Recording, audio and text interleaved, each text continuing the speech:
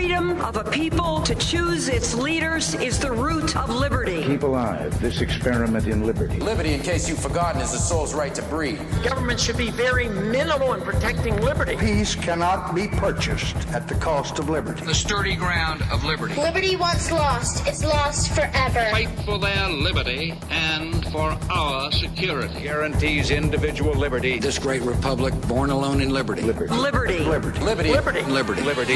Liberty. Just how much do you want liberty?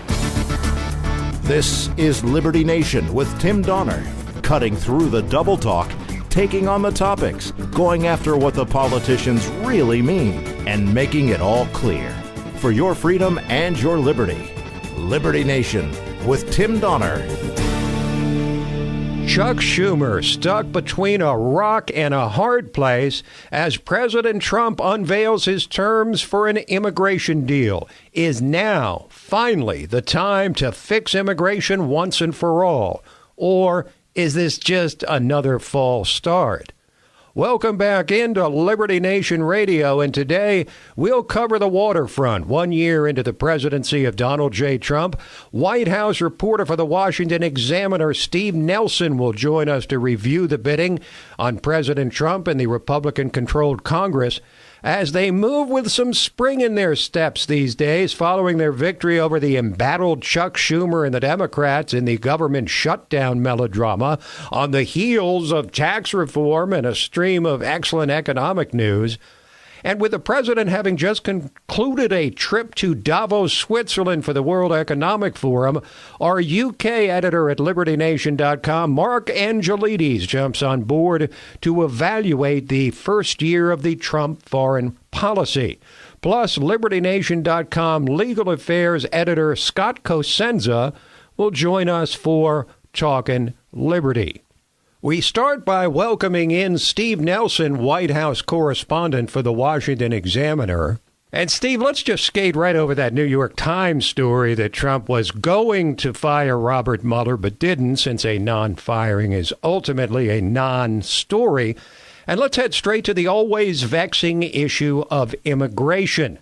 The president's proffer on immigration, his proposal, seems to actually be about what you'd expect on border security, the wall, chain migration, and the diversity visa lottery.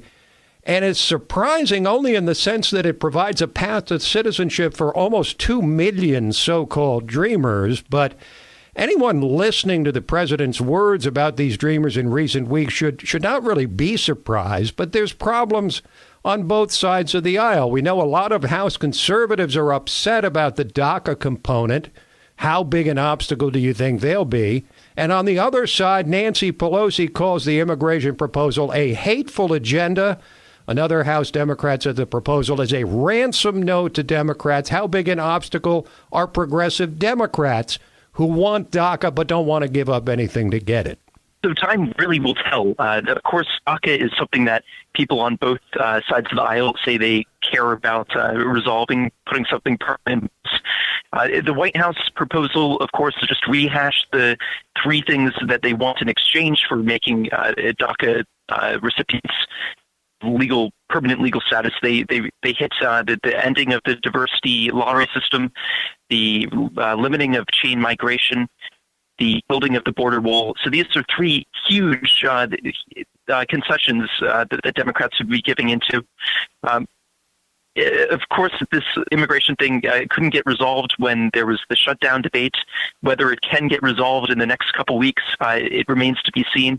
But the fact that the White House very explicitly said close to 2 million people would have a path to citizenship, they of course said that there would be a long period of time, a 10 to 15 year period, that there would be a delay for the citizenship.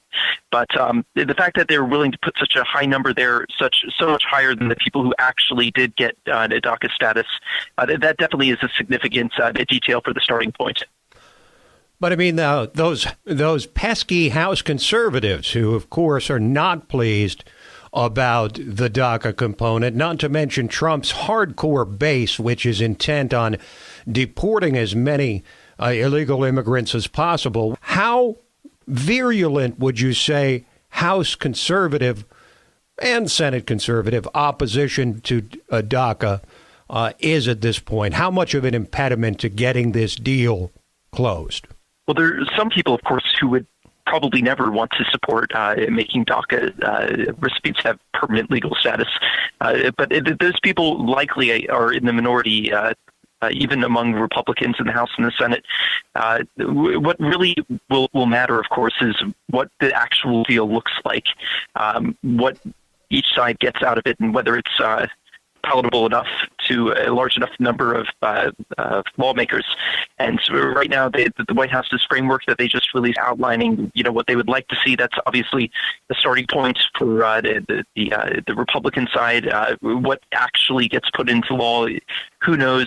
It's conceivable that there's something that enough people will just say, that's an okay deal, that it would actually happen. Chuck Schumer, of course, claimed that he was willing to fully fund the border wall. So, I mean, there's room for negotiation here. We're with Steve Nelson, White House reporter for the Washington Examiner. And Steve, it seems like we go through the same cycle over and over on immigration. You get a lot of these politicians to agree on the general principle of comprehensive immigration reform, but then they raise their voices in strident opposition, members of Congress on both the left and right, once these principles turn into specific policy proposals. Do you see the same pattern over the years? Oh, it definitely has happened. Of course, we remember the George W. Bush years when that an immigration deal seemed to be on the table.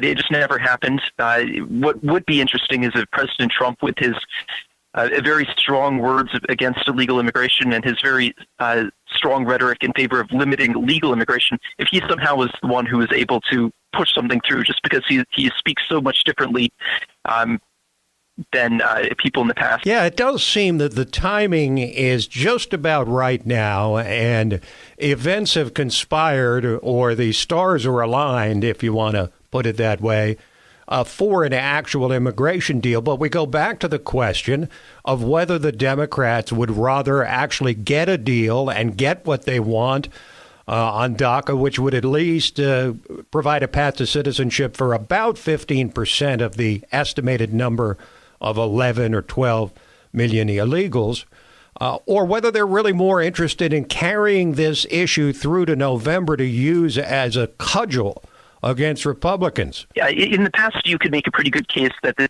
Democrats didn't want to solve some issues so that they would remain live wedges for their base. I recall the Don't Ask, Don't Tell debate. There was a lame duck session of Congress, and it wasn't even on the Obama White House's list of legislative priorities. The nuclear arms deal was on the list. The DREAM Act actually was on their list as well, but not this issue. And Republicans actually had to step in and end the Don't Ask, Don't Tell policy. It was Republican senators who really did the work when the White House was willing to let repeal die on the vine. I don't think that the same case would. I don't think the same thing would happen here with DACA, just because there are nearly 1 million people who are currently having work permits who will essentially be fired if DACA does not get renewed. The anger that people would feel, and the blame as well. I mean, you don't know who's going to get blamed. So it really could boomerang on Democrats. I don't think that this is something that they would want to keep as a live political issue. Some of them might, of course, but it seems doubtful to me, just because of the toll that no deal could really take on a lot of people. All right, let's turn from immigration to Special Counsel Robert Mueller. With the president likely to be the last one targeted for an interview by the special counsel, is there a realistic hope that the Mueller probe will end soon, or is that more just wishful thinking by the White House? Well, you're asking me to guess, really, but I would say that if the president is interviewed by Mueller, it would suggest that the investigation is coming to an end. Of course, we have no idea what President Trump would say to Mueller. President Trump might say something that is unintentionally incriminating or something that doesn't look very bad. He, of course, is a bit of a loose cannon and is very upset and it feels unfairly persecuted by this probe. It would be a risk for President Trump, but if the interview actually happens, you would assume that at least Mueller has gone through everyone else he wants to talk to first. in order to get potential material for questions for the president. All right, well, before we let you go, let's talk about these midterm elections coming up in November. Those generic polls on the midterms had Democrats leading by double digits a couple of weeks ago, but now that's dropped to single digits, and Trump's approval numbers are at the highest level since he took office, at least according to the last two polls taken. Given all of that and the humiliation of Chuck Schumer and the whole Schumer shutdown turned Schumer sellout, are Democrats believing they need to add something more to their agenda in November than virulent opposition to Trump and defending DACA? You know, I don't know if politics is necessarily, I mean, of course this is politics and polls, but I don't know that politics is necessarily what's driving the polls. The economy is doing very well. So, you know, I don't know that we could say that Schumer's role in the shutdown has caused Democratic fortunes to plunge.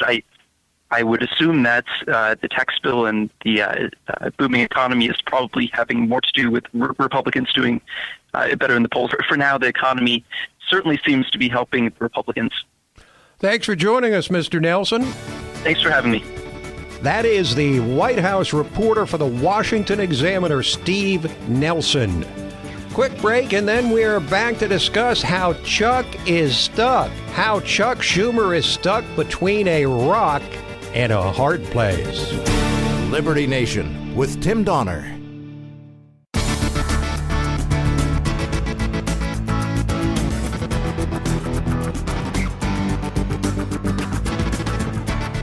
What we have heard here today has been a political spectacle. We elect these guys to run the country. They're just not doing their job.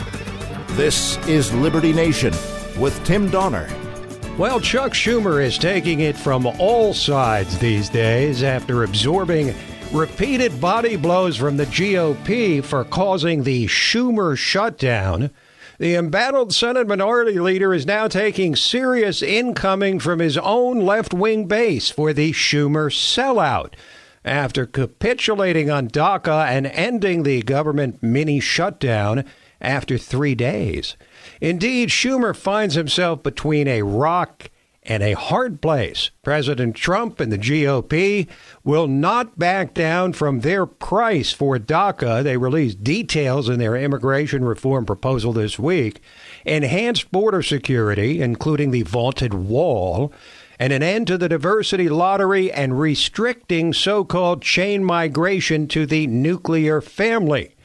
But at exactly the same time, the Democrat base, which views DACA as a defining issue, demands with equal fury not only the legalization of the 800,000 illegals brought to the U.S. as children and the 1 million others eligible for DACA, but they insist that nothing, zero, be given to the despicable Donald Trump in return. Of course, the big difference is that the Republicans with control of the White House and both houses of Congress have the power to enforce their demands. The Democrat leftists do not. If the Democrats want a DACA fix, they're going to have to accept the other elements, but they seem to think they can just trash the president's proposal and still somehow get what they want. Indeed, nobody ever accused the hard left of political realism. But after being empowered for 8 years under Barack Obama, most leftists believe they have far more power than they actually do in the age of Trump, the establishment and deep state and media bias notwithstanding. And the Democrats' base has been encouraged and propped up by opposition to the Schumer capitulation from every single one of their prospective 2020 presidential candidates currently residing in the Senate. That would be Bernie Sanders of Vermont, Elizabeth Warren of Massachusetts, Kamala Harris of California, Cory Booker of New Jersey, even Kirsten Gillibrand of New York, and Sherrod Brown of Ohio. And even House Minority Leader Nancy Pelosi opposed that deal. Now, Schumer may well have succeeded in spoiling America's general embrace of DACA by attaching the issue to keeping the government open. Before the shutdown, polls indicated high levels of support for legalizing these hundreds of thousands of illegals. But Schumer's ill-fated demand to include their legalization as a condition for the government continuing to function has confused and angered many of those people who've generally viewed those dreamers sympathetically.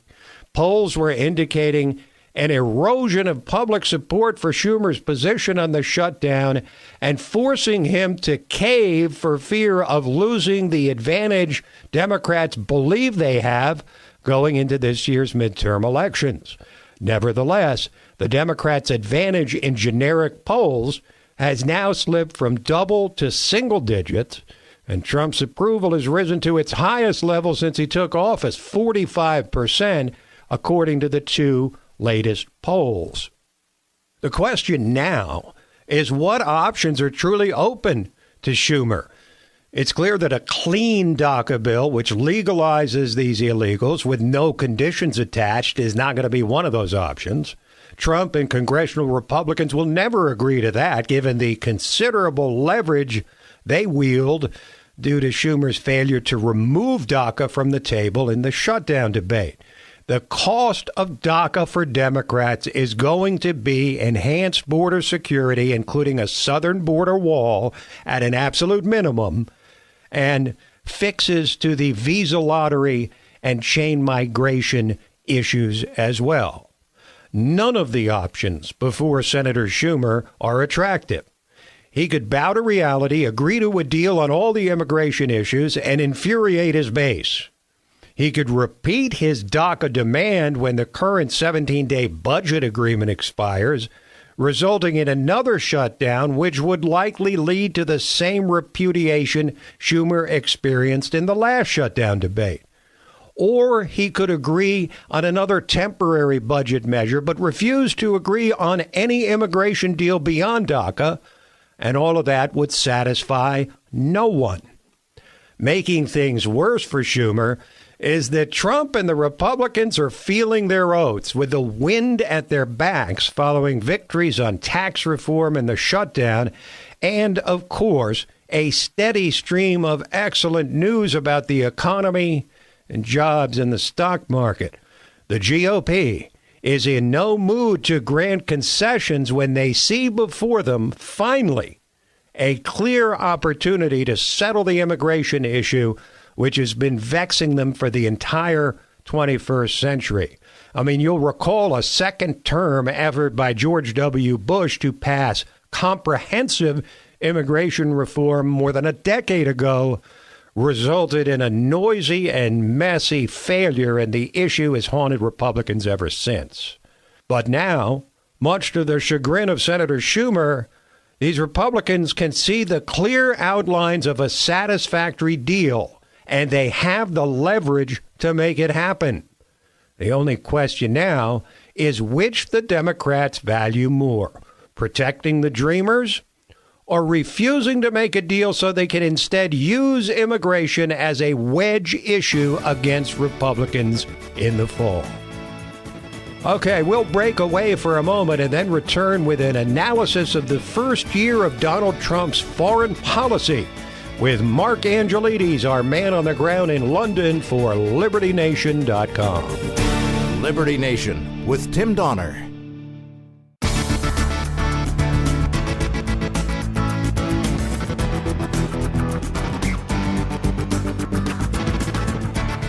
What we have heard here today has been a political spectacle. We elect these guys to run the country. They're just not doing their job.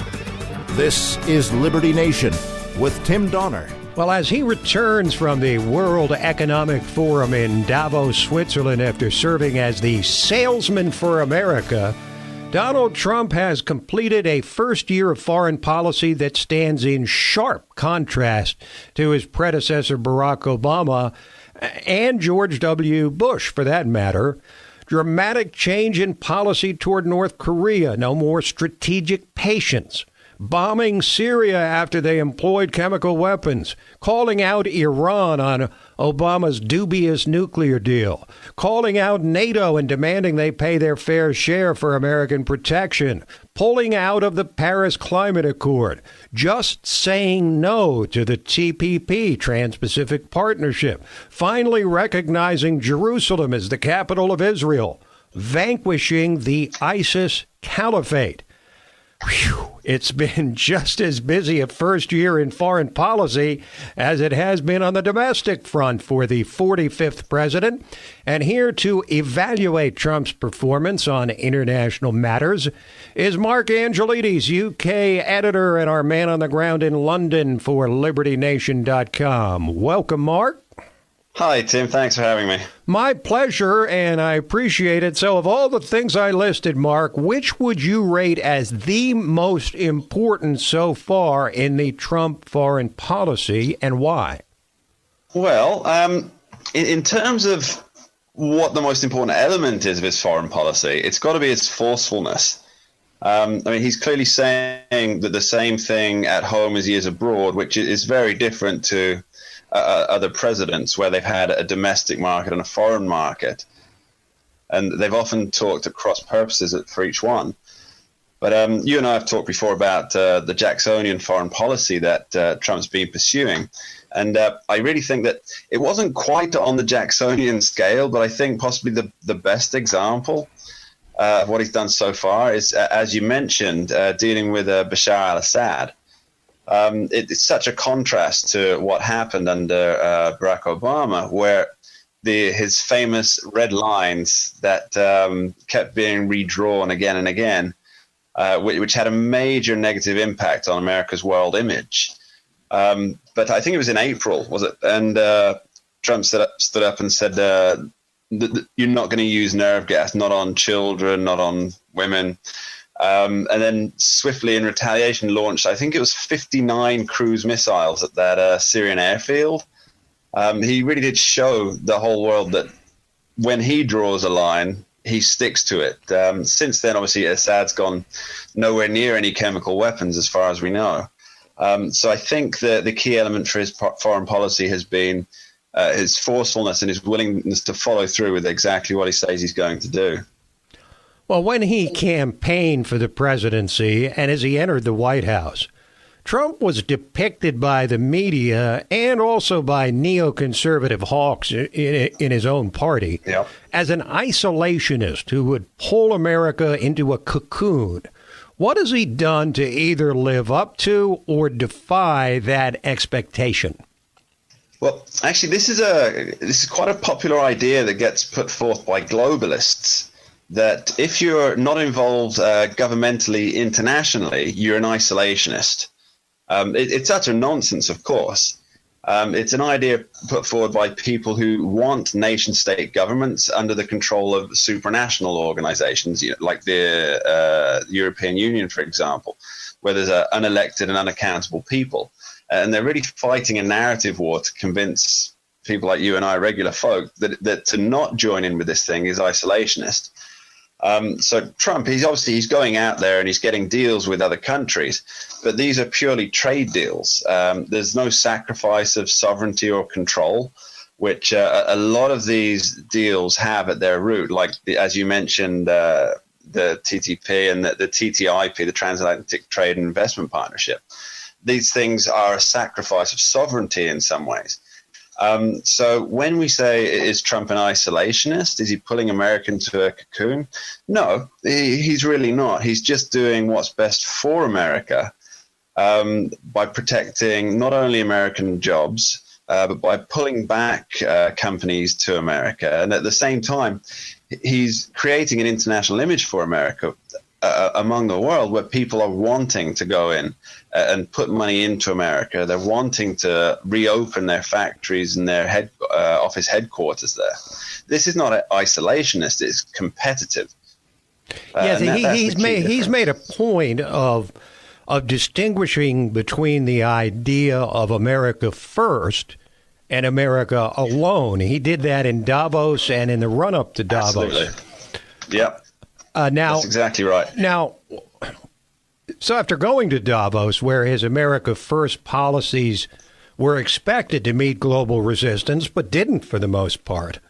I mean, to what to what extent are other countries either defying or imitating the tax-cutting, deregulatory environment being created by Trump and the GOP back in the old USA? Well, here's the thing. There are, in most countries that have a parliamentary system or like a presidential system, that there's always more than one party.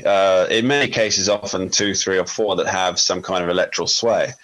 And what we're finding is that the insurgent parties in many of these countries are pushing for a very, very similar tax plan, cutting corporation tax to make the countries much more competitive against other neighboring nations. In fact, I think was it the Washington Post, for my sins, they perfectly put it ahead when they said about what the leading parties are after. They wrote something along the lines of that the tax bill was an atrocity, and they bemoaned the fact that countries used to coordinate their taxes to make a level playing field in economics. But when you're the world's top economy, you know, a level playing field means that you're going down and not up. Right. Which is clearly the level playing field is great for everybody else, but not so good for America. And I do hate to mention globalists twice in one show, but the idea that a country can be economically equally attractive to a place with lower tax rates, it's a myth. It's one that's supported by the globalist outlook, that they want an agreed upon even tax rate. So political parties that are quite often not in power but will be coming forward, they're still riding this Trump wave and this Brexit wave. And they're seeking to put their countries first, lower taxes, lower corporate tax or corporation tax, we call it over here, to make the countries not offshore tax havens as such, but a place that's just attractive for go-getters who want to actually do business on a world stage, but don't want to be punished for making money. Let's close with this question, Mark. Please. If you could pick the most underrated, for better or worse, element of Trump's foreign policy over the first year, the most underrated element, what would it be?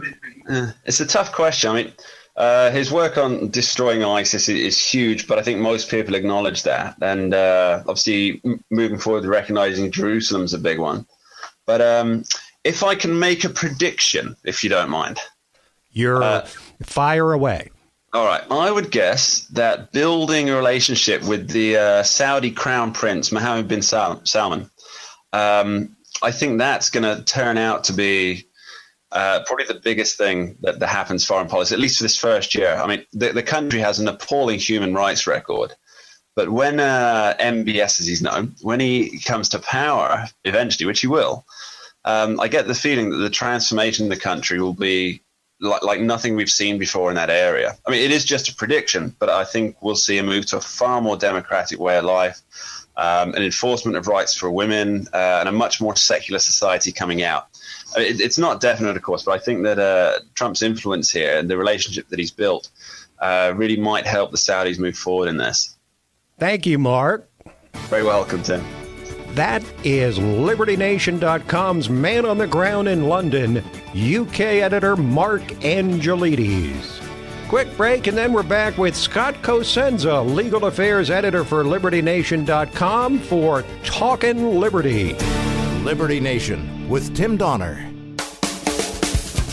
Time to talk liberty as we welcome in our regular contributor, constitutional lawyer and LibertyNation.com legal affairs editor, Scott Cosenza. Hello, Scott. Hello, Tim. And Philadelphia Eagles fan. And I'm Philadelphia Eagles fan. Yeah, you can do that for another week, and we will.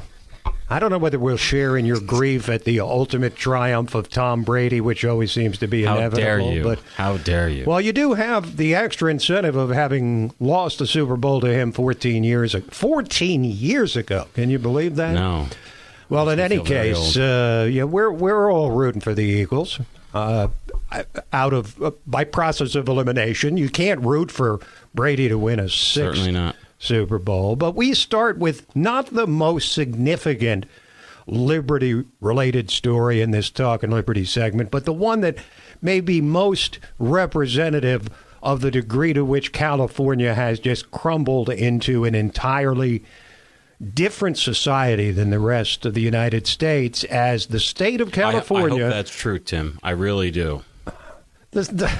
I'm just going to read this, and listeners are going to go, oh, come on, that can't be. But it is true. California considering a $1,000 fine on waiters for offering unsolicited, sex, no, plastic straws.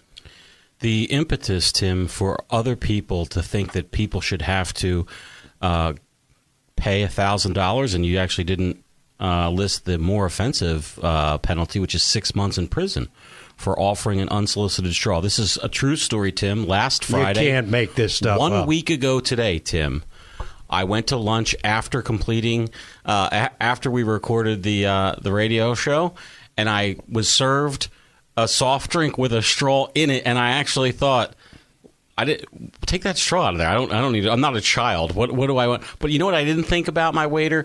That he should be in prison for 6 months for the offense. And fined severely. This is the hubris, and really something that I think libertarians just stress all the time. And we don't understand, what is this impetus to imprison people who do things you don't approve of? Now, let's be clear. But this is not some backbencher, Tim. This is not a backbencher. This is Ian Calderon, who is the Democrat majority leader in the lower house of the California legislature. Not some off-brand mayor we hear about with some ridiculous in proposal. some exotic this is a real sanctuary thing. They want to put their neighbors in prison, by the way, and pay for it, because that's the other thing you have to do when you throw somebody in prison. Somebody's got to pay to jail that guy, right? To feed him and whatever. Not to mention all the legal rigmarole.